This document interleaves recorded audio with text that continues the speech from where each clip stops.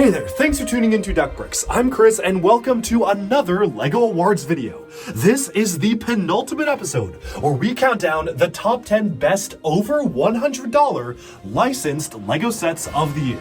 Where licensed basically means anything that LEGO didn't actually own the IP for that they're outsourcing. Something like Marvel, DC, Star Wars, Harry Potter.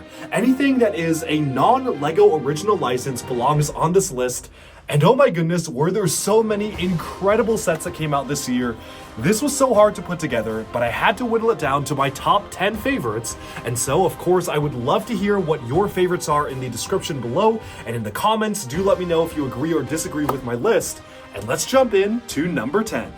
This was a really hard one because there were so many points that barely made this list. But my number 10 pick has gotta be 75579 PacMan the Toolkin and Crabsuit, which retails for $100 from the LEGO Avatar The Way of Water theme. This is also the cheapest set on this list, being only $100, but don't let that fool you because this is a really strong offering. PacMan the Toolkin to me feels like the perfect blend of a large-scale molded animal, but also an animal that is fully brick-built. The head and jaws are fully molded and are customized pieces, but the rest of the body is very brick-built. And I feel like the reason why I love the set so much, not only because I love the movie and I love the character of the Toolkin himself, but also the fact that it comes with a nice underwater display stand. You could really make this feel like this is a swimming creature because there is a display stand it sits on, and the crab mech is a really great build as well, and something that I feel truly complements the set as a villain adversary. Now, for a set like this is, I feel like, something I've been wanting from LEGO for a long time. Something like the Mosasaurus from Jurassic World is something we still haven't gotten, but would be perfect for a set like this, and I feel like getting a large whale-like LEGO animal build in a sci-fi world like Avatar and the world of Pandora is a really solid set to start off this list. Maybe not everyone is the biggest fan of the large-scale molded pieces, but personally I feel like this really does feel like it fits within the LEGO animal system. It looks like the other LEGO animals, like the T-Rexes and the dinosaurs and even like their big cats and the horses. It feels like it has that same design language, but is its own thing by being fully brick-built as well. And I love the fact that you can even articulate the center of the torso of the creature by having it swim through the water and flip up and down. The dark blue and white color scheme is so solid as well, and of course that fully posable crab mech is really just the icing on the cake for this set for me, and that's why this is number 10 on the list. But now let's move on to number 9. At number 9 we have one of the most interesting and unorthodox LEGO sets ever made. This is the LEGO Disney 100 Villain Icon set, set number 43227, retailing for $130. Now this is a very strange set because it really is meant to celebrate the different villains of Disney. From Jafar to Maleficent to the Queen of Hearts, all of the different villains have a little bit of representation in this particular set, or at least ones from the core animated Disney series, because the way they've done this is by integrating a bit of a mix between props used by the characters in movies like a playing card with the Queen of Hearts and the poisoned apple, but also some real world objects like the VHS tape. You also have some of the original books and fairy tales, all in all making for one of the most interesting builds for any sort of LEGO set. For me, I always love it when LEGO does these weird, realistic, human-scale recreations of actual things, and this is a really, really solid set to showcase the true power of the LEGO building system in 2023. Now, there's quite a number of different things that you can actually do with the set. It isn't just a static display model. First of all, the Little Mermaid cassette tape here actually can open up, and you do actually have the ability to see scenes from the movie itself, which is really, really cool how they were able to factor that into the build here. This, of course, is just a series of stickers, but it is very nice how you can even see that factored into the tape.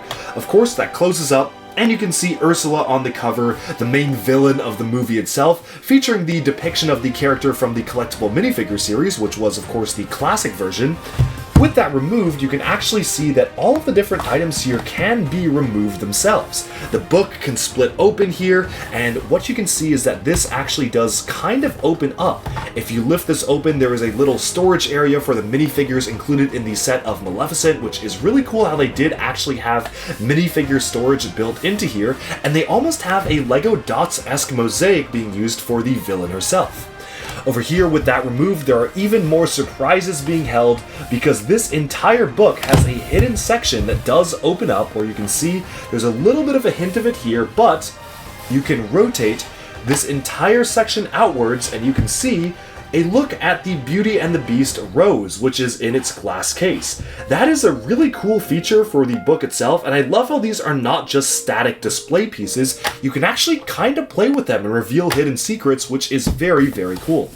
Now over here, the Aladdin book as well also has some extra hidden details. Jafar himself can be hidden inside of this panel here, and altogether this is actually a really interactive build for what it is, and I'm honestly really impressed by how unique they were able to make it, especially given it is kind of a hodgepodge amalgamation of multiple different things. Even the poisoned apple can be opened up, revealing hiding spaces for the evil queen on the inside, so it's really cool how they really were able to factor in so many different designs on a set bursting with some sort of brilliant idea in terms of how to tie it all together. One of my favorite builds here is the Peter Pan stopwatch here used by Captain Hook. It's a really nice and simple design. It's just a really standard build, just utilizing this special hook piece that they used for some of the other Disney sets as well as Lego dots. But what's really cool is this beautiful printed element for the watch itself, just looking super nice, and of course the metallic silver hook on the back. Of course, I gotta mention the fantastic villain minifigures included in the set as well, from the Evil Queen to Maleficent to Jafar and even Gaston making their minifigure appearances, some for the very first time. Altogether, this is in my opinion, one of the most unique sets that LEGO has ever put out. It is, for $130, something that does actually feel pretty fair given the amount of eclectic and unique builds you get out of it. I certainly can say I've never built a LEGO set quite like this, and probably never will, and that is meant in the best of possible ways. But now, let's move on to number 8. My number 8 pick for this list is the incredible LEGO PacMan arcade machine. This retails for $270, it's set number 10323, and my favorite thing about this is, well, the function. And that is not the top function, although that's very cool. No, the function is that you actually can kind of, quote-unquote, play the game. Now, what do I mean by that? Well, turning the crank on the side allows you to actually move the different components all around the game itself. There was a new piece created for this set that is a bit of a modified chain link, allowing you to attach candlestick pieces and studs on the end of it, which allows you to really interact with the way that this moves. And honestly, that is one of the most impressive parts of the build to me. The cherry wobbles back and forth, the center ghost goes back and forth, Pac-Man himself goes all the way around in a loop around the circles itself, being chased by the ghosts and chasing the ghosts himself, and there's even pre-programmed paths of certain ghosts near the bottom to go on their own loops. That is such a cool feature for a set to me, and despite the set being this large and really being a display piece like just a standard still model, I love the fact that they were able to introduce an incredibly unique play feature into the set itself, which from a distance makes it look like the arcade machine has come to life and is really working. That to me sold me on the set, making it one of my favorite sets of this year, but that's not all, because you can also change the score up at the top, and there even is a little bit of a hidden diorama of somebody playing at a standard minifigure scale Pac-Man machine, showcasing all of the different mechanics behind the board itself, which is surprisingly a very simple mechanism, just a gear turning back and forth, and a little bit of a sliding mechanism that is a super simple LEGO technique. Altogether though, despite the simplicity of the techniques, I was incredibly impressed by just how well the functionality works. It is so much fun and so satisfying to watch the set in action, and for all those reasons, that's why this set made the list on number 8. But now let's move on to number 7. Coming in at number 7, and honestly at this point, as we go up the list, they're all just so good, I had so much trouble placing them. But this is set number 76419, Hogwarts Castle and Grounds. It retails for $170 and is a beautiful micro-scale, almost LEGO architecture style rendition of the amazing Hogwarts Castle as seen in the Harry Potter movies. Now, this is a build that I honestly never thought we would ever in a million years get from LEGO. It is basically a LEGO architecture set, right down to the black base, the text plating on the front, but it is for a licensed theme, and I feel like this really does potentially open the doors up to allowing the architecture line to give us more stuff like this for other licensed stuff. Imagine a Jedi temple like this, or imagine the Senate as this from Star Wars, or all manner of different things have now been unlocked because of this set. And I feel like if this set does well, which I think it is, we hopefully might be getting more stuff like it in the future. Now, why is this set so good? Well, this is a phenomenal rendition of the Hogwarts castle in microscale format. Yes, the previous one we got was microscale, but this one is even smaller, but I just love the amount of detail that has been crammed into this one set. From the gatehouse up here and the winding path going all the way up to the Great Hall, you have so much detail captured in the model itself, with some amazing rock work, and even the Durmstrang's ship emerging from the waves, the Beauxbaton's carriage hovering overhead, and a phenomenal minifigure of the Hogwarts architect. This is actually the second version of the character we have gotten in minifigure form, but this is easily the most detailed, sporting an exclusive new mold for the beard, specialized printing on the hat and torso, and a little microscale version of the Hogwarts castle that he is carrying around. Now, one of my favorite things about the set is that not only does it have a beautiful exterior, but you can also see some interior scenes as well. There's a little underground section dedicated to the Chamber of Secrets, with the head of Salazar Slytherin as a statue in the back there being, of course, a standard minifig head, and the basilisk being a standard Lego snake slithering out of there. You also have so many different other areas, like the rooms of challenges from the first movie, from the room of the winged keys to the chess area, and to, of course, the Mirror of Erised being a really fantastically placed single tooth sticking out of the ground, and you even have some of the other classrooms and dormitories being depicted in interior microscale form as well. All in all, this is one of the most intricate LEGO models that has been ever put out.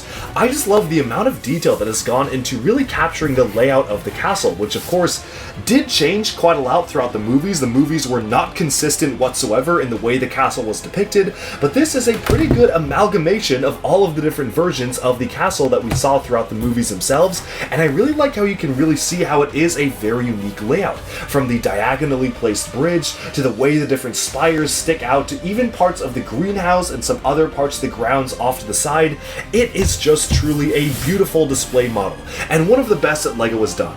I again really hope this opens the doors to more licensed LEGO architecture style builds, because this is truly phenomenal and one of the best sets of the year in a year full of already phenomenal sets. But now let's move on to our next pick. Okay, so coming in at number 6, we have set number 77015. This is the Temple of the Golden Idol from LEGO Indiana Jones, which retails for $150 US. And this is probably one of the best examples of a completely revamped set remake that we have ever gotten from LEGO, because this actual concept for the set was a LEGO set all the way back in the day in 2008 when LEGO Indiana Jones first launched, and this is quite the upgrade. Now, my favorite thing about the set is just how jam-packed it is with action features, play functions, but also retaining a look and feel as a display model. Quite often, especially with display models like this for themes like Star Wars and stuff like that, they tend to be, well, just display models with nothing really that you can do with them. They tend to be large locations of big scenes, but honestly, there usually isn't a ton of actual action stuff that you can do. You can really just put it on a shelf and admire it. But this is almost the antithesis of that notion.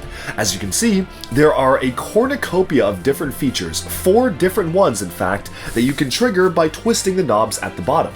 I'll start with the simplest ones. This right here allows you to swing across the gap. Super simple function, but one that works very, very well. This one right here is a little more complicated because it is a sliding door that opens and closes behind you, which is obviously replicating a scene in the movie, which just works super well. Now, this feature here is probably the most complicated because the way that this one works is that first, you twist the knob here, and then it shines a light on the idol. The idol then sinks down, which technically the bag is supposed to be there because it sinks down, it's the wrong weight, and then this starts to fall over and it starts to break apart. It is a pretty crazy mechanism that causes all of this to happen all at once, and it's honestly very impressive to me that you can actually recreate everything right down to the very iconic scene in the movie. You grab the idol, you put the bag on the pedestal, it realizes the bag isn't quite the same weight, and so it shrinks downwards, starts to light up, and then everything starts to fall down. It's a really clever function that makes the set so much more fun, but the best function is yet to come, and that is of course with the falling boulder. This is probably one of the most satisfying LEGO functions ever, where you twist the knob and expertly the boulder spins down on its course, rolling dangerously towards you. It is a function that works remarkably well, and I remember that I was on the show LEGO Masters while the images of the set came out, and my teammate and I spent so much time trying to figure out how on earth they pulled this off, eventually just having no clue until we realized they used this very nice rack piece for the gear. It's a quarter gear piece that allows us to just smoothly roll down, and it honestly is a feat of engineering how all of this is tied together. If you look at the back of the set, everything is expertly done with so many different Technic actuators and functions. It is just simply a very impressive set, and one that is one of the most impressive LEGO sets in terms of mechanisms ever, making it such a fun build. Overall, I'm definitely a big fan of this because this is, to me, the perfect LEGO playset and display model all packed into one. It is a great iconic set for the Indiana Jones movie. It is easily the best Indiana Jones set they have ever made, and according to my friend Jonathan, aka Mini Superheroes Today, he thinks this is the best LEGO set ever, so that is very, very high praise. It is such a good model, and that's why it deserves a place on this list. But now we can move on to number 5. So this next one was really tough, but coming in at our number 5 spot, and I honestly hate that it's so low on the list, but I just had to slot it in. This is the Ultimate Collector Series Vendor Class Republic Attack Cruiser. Set number 75367 retails for $650 US and is an absolute triumph. Now, I am probably one of the biggest fans of the Clone Wars animated TV series. I love the prequel era, it's what I grew up on, and having a UCS Venator is honestly a dream come true for me and for so many people around the world. Now, the thing about the Venator and why it's a little lower on this list is because, well, I honestly felt like there were some sets that were a little bit better than it, just in terms of either the price, or the minifigures, or the playability. But I just have to say that as a Star Wars fan, as the ultimate prequel fan, this is kind of a dream come true, and I really wish I was able to put it higher on the list. Now, the Venator is absolutely perfectly replicated in UCS format. There's no interior, but frankly there doesn't really need to be because the entire focus is on the exterior of the vessel itself. It looks so majestic hanging from my ceiling and is easily one of the best UCS sets ever, and in my opinion probably one of the most popular ones as well.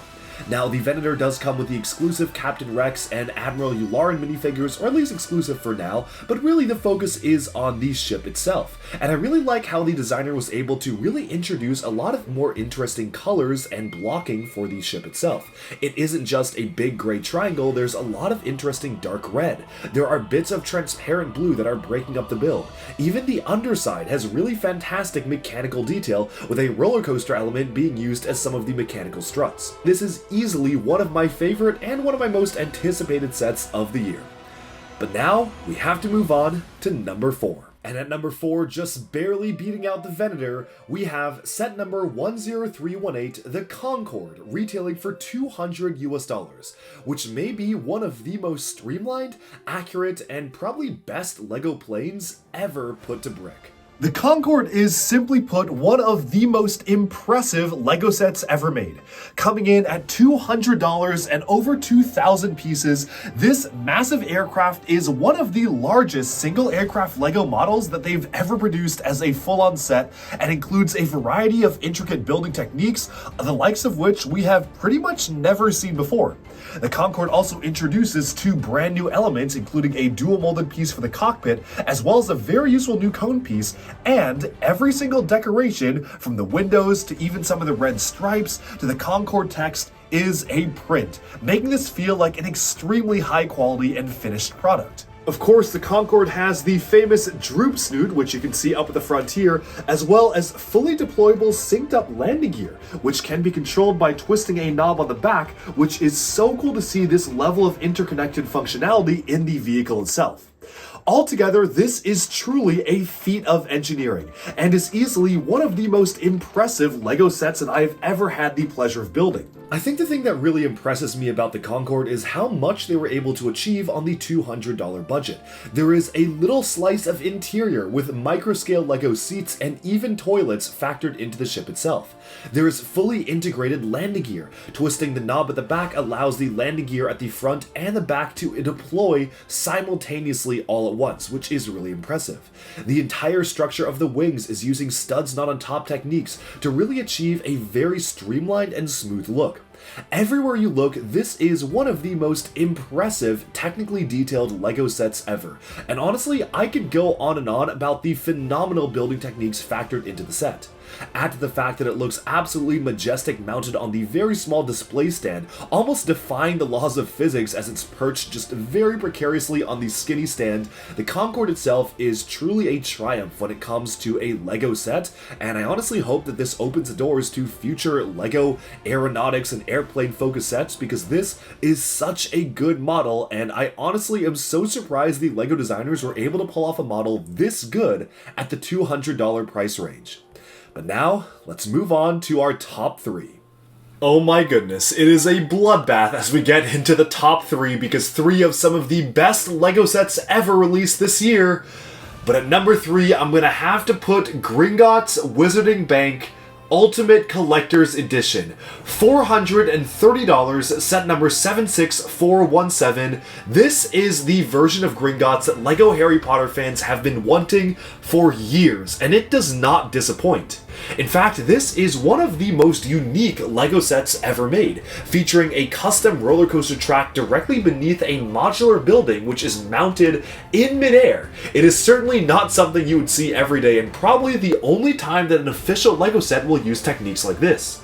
Even better, but the GWP that came with the set allowed you to extend the bank vaults to an infinite amount, which is what you can see right here, the GWP added onto the set, featuring in a really fantastic build, and altogether, this is one of the most unique and innovative builds of the year. We're going to start with the bottom section first, and then work our way to the top section, because I feel like that makes the most sense. Now, my favorite part about this is that you actually have the full-on minecart track which spirals around the entire build, allowing you to really be creative with the way it works. First of all, if you just wanted to go from the top to the bottom, you can give it a simple nudge, and it will go ahead and slide all the way around, granted if you actually push the levers down, and there you go, the minecarts are ready to go. But they actually put in stopper points, so if you want to, you can have the minecart stop at particular stations along the track. Let's say you want to stop it at the very first station here, you lift up the red stop sign, and voila, it goes ahead and stops at the very first bank vault here. The same continues for the one behind and the one down here, which is a really cool way to actually keep the feature dynamic while allowing it to be a useful play feature for the set. Now, on the base of the set, there have been a number of very clever building techniques integrated to allow for very fun play features. One of the most unique is the infinitely multiplying goblet feature, where, if you can see here, you try to take the goblet or push it in, you are immediately flooded by a hail of multiple different copies of different goblets just spilling out of the entire build itself. It is such a smart play feature and one that is incredibly unique. You would wonder, where did all the goblets come from? It almost feels like magic. Well, there is a little mechanism where you can slide them into a hole near the top of the building to allow you to load up the goblets to be ready to multiply in the future, but it's stuff like that that truly makes this set feel like magic to me. There's so many special play features and clever ways of doing things that on the outset, it might just look like a spiral track, but there's actually a lot going on in every single one of the bank vaults, and that's something I really do appreciate about the set, is just the sheer amount of playability factored into the build itself. Now, the rockwork and aesthetics is absolutely phenomenal, and it is built very, very smartly. This can actually hold up the weight of the entire Avengers Tower. Believe it or not, That structure right there can hold the Avengers Tower set. They were actually co-designed by the same designer, Justin Ramsden, and when I talked to him for LEGO Fan Media Days, he mentioned it was a bit of a challenge to make the height of Avengers Tower just barely taller than this on purpose, just to make it that much more impressive. He was literally one-upping himself. Now moving on to the Gringotts Bank building here, there's actually quite a lot of detail packed into the building. There's even a side building of brews and stews here, so it's a little bit of a side restaurant that they've got going on. But as you rotate it around, you'll notice that the interior of the bank vault has been replicated absolutely perfectly. One of the very clever techniques is that the windows on the inside are different than the windows on the outside. The exterior has some of the windows that look like this, whereas the interior windows are more rounded because they were of course using a different internal set, which adds to the magic of the entire thing and was accomplished by utilizing stickers on the inside of the building itself. Even on the upper level, there's all sorts of hidden details. You can look out the windows that are slanted, and of course there are a lot of specialized Harry Potter references hidden all around the set, making this the ultimate Harry Potter set for fans. Now, moving on to the front of the model, I feel like one of the most impressive things is the way they were able to accomplish the front of the facade of the building, which of course has this very iconic swaying columns element in a very unique and dynamic manner. And if you look near the top of the set, it is a fully customized type of building shape. This is at a very strange angle, accomplished by very smart geometries where LEGO is concerned, with the only 90-degree angle being basically this wall right here to the back, and everything else is mounted at a very unique angle, which really makes the set feel that much more special. Of course, the set does come with the dragon as well, which is really cool how they were able to factor that into the build, and of course, you can replicate your Universal Studios adventures with the set, definitely making it one of my favorite sets of the year. But there's still two more, and at this point, folks can probably guess what's about to come. But let's move on to number 2. And at number 2 on our list, we have the absolutely remarkable 76269 Avengers Tower, which retails for $500 US and includes a whopping 31 minifigures, which is in fact the most number of minifigures to ever appear in a single set to date. Now, Avengers Tower was one of the most hyped sets of the year, and I gotta say, it lives up to the hype. Not only is the structure one of the tallest that LEGO has ever done as a standard set, but the inside is full of interior detail. There is a removable window section that allows you to really access all of the details inside, and the set is absolutely filled with scenes depicting iconic moments from around the MCU universe, which is really interesting because they actually have so many different places to put figures around the tower itself. In fact, some would maybe even say too many. There's so many different cross-axle places, they start to become a little bit obvious on the sides of the tower, but everything else is absolutely phenomenal, and the minifigure selection is truly impressive. Sure, there are some minifigures that you could argue are missing, there are lots of figures that you could argue should have appeared in different appearances or maybe shouldn't be in the set, but altogether, you cannot deny that this is absolutely a fantastic set with some of the most impressive building techniques that I've ever seen packed into a single set as well. For instance, as we go to the very top of the tower here, there's a really impressive building technique to actually mount these on a curve utilizing a LEGO Bionicle Zamasphere launcher tube element, which is a very clever use of the piece, allowing the entire thing to be opened up, as well as so much detail packed into the overall design of the tower itself.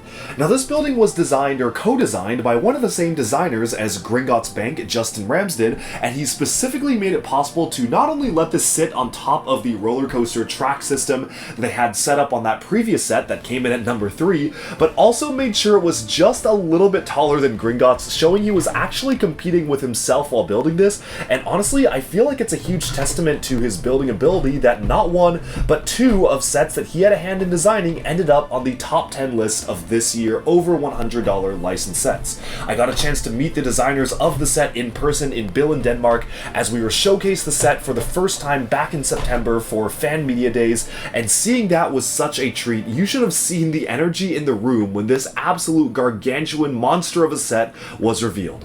I absolutely have to say this is one of my favorite sets of the year. It is absolutely incredible just how much they were able to pack into the set. The architecture, the detailing, the design. It is not an easy shape to pull off out of Lego. The way that the curvature of the building works, the way that part of it is an angle and even curves outwards, that is such a difficult thing to pull off in Lego, and yet the designers managed to actually make it happen, so major kudos to that. And with that, there is only one set that, at least for me, tops this one for 2023, and we're about to get to that right now, but I'm gonna say that that was a really hard choice to make, and I went back and forth on putting this set or the next set in number one for so long. They're all amazing sets at the end of the day, so let's, without further ado, jump into our number one best license set of the year that's over $100. Well, if Avengers Tower wasn't number one, I think everybody knows which set is my number one favorite over $100 license set of the year. And yeah, it's set number 10316, The Lord of the Rings Rivendell, which also costs $500. Now, I will fully admit my bias here. I love Lord of the Rings, I also love Marvel, but Lord of the Rings in particular is something I have been waiting for LEGO to bring back for years. Ever since we got Lord of the Rings in 2012 and it was abruptly ended in 2014, I was desperate for more LEGO Lord of the Rings sets, and honestly, I thought we never would get any more, which is why it was such a nice surprise to see this set released in March of 2023. I literally bought it while I was filming LEGO Masters, reviewed it while I was filming LEGO Masters as well, and managed to ship it home. That was probably I was that dedicated because this was a set that was probably my number one most anticipated set of the year, and is easily, maybe even my favorite set of the year, hands down. Now, this is a beautifully detailed set. It is fully minifigure scale, so all the rooms can be interacted with minifigures, and it does even split up into 3 different components. There's a larger center component and 2 different side components, one of which is more nature focused, and the other of which is more focused on a building. Overall, it is a beautiful set. I could honestly go on and on about the incredible design work for the set itself, from the way the minifigures are presented, to the very intricate way that the landscaping is done, to all sorts of different details factored into the overall design of the set. This is just truly a work of art, and it's very rare for me to say that about a LEGO set, but yeah, this is a work of art. It is honestly probably one of my favorite LEGO sets ever. I don't know if I can even say that about any other set, like maybe Ninjago City, but it's just so good. And seeing this set was honestly, for me, a dream come true.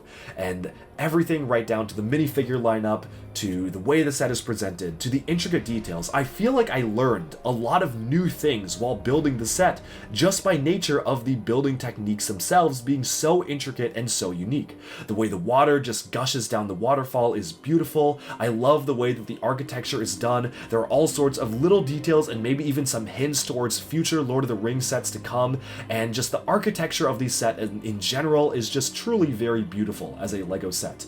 And yes, maybe one of the more frustrating building techniques was aligning all of those 1x1 tiles in a diagonal feature, but honestly, it wasn't even that bad, and that's because they allowed you to use standard LEGO plates to slide back and forth and really get all of those lined up, so it really wasn't even that bad of a chore. Altogether, from the elven domes and the architecture of the set itself, and just all the different details packed into the set, the amount of love put into creating each accessory, each minifigure, each tree, each plant, this to me feels like a labor of love, and if this is a sign for what's to come for LEGO Lord of the Rings, I say bring it on. The only major downside is that this was pretty much the only minifigure Lord of the Rings set this year, and $500 is not something that a lot of people can easily afford, and I really am hoping that eventually they'll do more Lord of the Rings sets at smaller price points, because that would be really nice. That's all for this one. I hope that you also can see just how good this set was, and of course this was a very hard list to make for me. Really difficult to figure out the placing of this. I think I listed down a short list of 30 favorite license sets over 100 of the year, and that list was constantly moving up and down. The Orient Express just barely made it off this list, so there was so much I was considering, but this I feel was undisputed, my number one. It never changed as the best licensed LEGO set over $100 of the year. Alright, and with that, we've summed up my look at the top 10 best licensed LEGO sets over $100 of 2023. Let me know down in the comments below, do you agree, do you disagree? Are there any sets you feel should have ended up on this list but didn't? Thank you so much for watching, I hope you enjoyed this video, and stay tuned because in 5 days, we will be posting the ultimate conclusion to this entire series, the top 10 best over $100 non-licensed LEGO sets, and that is a pretty insane list. Thanks so much for watching. I hope you enjoyed this video. Like and subscribe if you want to see more from Duck Bricks, and bye for now.